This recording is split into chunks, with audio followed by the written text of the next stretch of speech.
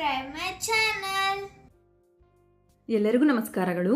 ಇಂದಿನ ವಿಡಿಯೋದಲ್ಲಿ ನಾವು ಸತ್ಯಕ್ಕೆ ಸಾವಿಲ್ಲ, ಸುಳ್ಳಿಗೆ ಸುಖವಿಲ್ಲ ಎಂಬ ಗಾದೆ ಮಾತಿನ ವಿವರಣೆಯನ್ನು ತಿಳಿಯೋಣ ಮಕ್ಕಳೇ. ಗಾದೆಗಳು ವೇದಗಳಿಗೆ ಸಮವಾಗಿವೆ.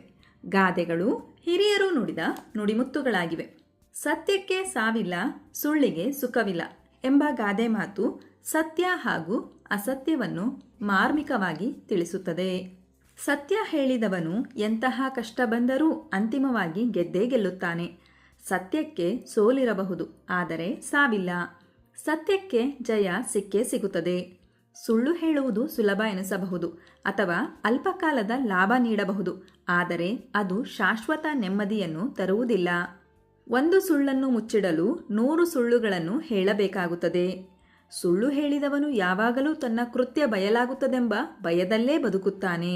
ಅಸತ್ಯದ ಹಾದಿಯಲ್ಲಿ ಗಳಿಸಿದ ಹಣ, ಗೌರವ ಅಥವಾ ಸುಖ ಕ್ಷಣಿಕವಾದದ್ದು.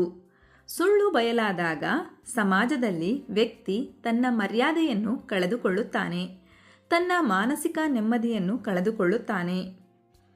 ಉದಾಹರಣೆ, ಅಶೋಕನು ಅಶೋಕ ಸ್ತಂಭದಲ್ಲಿ ಸತ್ಯಮೇವ ಜಯತೆ ಎಂದು ಬರೆಸಿರುವುದನ್ನು ಗಮನಿಸಬಹುದು. ಸತ್ಯ ಹರಿಶ್ಚಂದ್ರ ತನ್ನ ಜೀವನದಲ್ಲಿ ಎಷ್ಟೇ ಕಷ್ಟಗಳನ್ನು ಅನುಭವಿಸಿದರೂ ಸತ್ಯವನ್ನು ಬಿಡಲಿಲ್ಲ. ಸತ್ಯದಿಂದಲೇ ತನ್ನ ಸುಖ ಸಂಪತ್ತನ್ನು ತ್ಯಜಿಸಿ ಮುಂದೆ ಸತ್ಯವನ್ನೇ ಗೆದ್ದ ಮಹಾಪುರುಷನಾಗಿದ್ದಾನೆ. ಸುಳ್ಳು ಕ್ಷಣಿಕ ಸುಖವನ್ನು ನೀಡುತ್ತದೆ, ಸತ್ಯ ಎಂದಿಗೂ ಸತ್ಯವಾಗಿಯೇ ಇರುತ್ತದೆ. ವ್ಯಕ್ತಿ ಸುಳ್ಳು ಹೇಳಿ ಸಿಕ್ಕಿಬಿದ್ದಾಗ ಒಂದು ದಿನ ಅವನು ನಿಜವನ್ನೇ ಹೇಳಿದರೂ ಯಾರೂ ನಂಬುವುದಿಲ್ಲ. ಹಾಗಾಗಿ ಎಲ್ಲರೂ ಸತ್ಯದ ಹಾದಿಯಲ್ಲಿ ಸಾಗೋಣ. ಈ ವಿಡಿಯೋವನ್ನು ವೀಕ್ಷಿಸಿದ್ದಕ್ಕಾಗಿ ತುಂಬ ಧನ್ಯವಾದಗಳು. ನಮ್ಮ ವಿಡಿಯೋ ಇಷ್ಟವಾದಲ್ಲಿ ಪ್ಲೀಸ್ ಸಬ್ಸ್ಕ್ರೈಬ್ ಮಾಡಿ, ಲೈಕ್ ಮಾಡಿ, ಶೇರ್ ಮಾಡಿ, ಪ್ರೋತ್ಸಾಹಿಸಿ.